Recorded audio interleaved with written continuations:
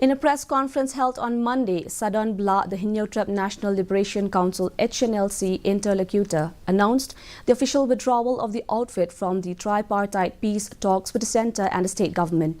Bla underscored the government's failure to comprehend and address the HNLC's demands over the past 2 years as the primary reason for the breakdown in negotiations. He firmly asserted that without the government's reconsideration of these critical issues, the peace process would remain at a standstill.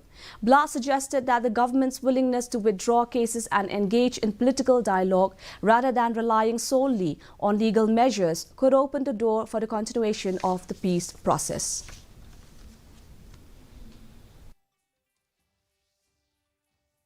We strongly condemn the MDA government, which have failed to bring this peace process to its logical conclusion.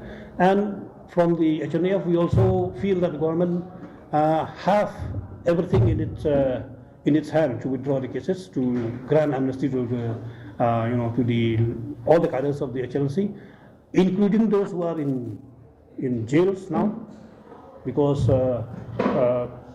if peace process is to happen, if peace is to happen, government must apply a political solution, not a legal solution to this issue.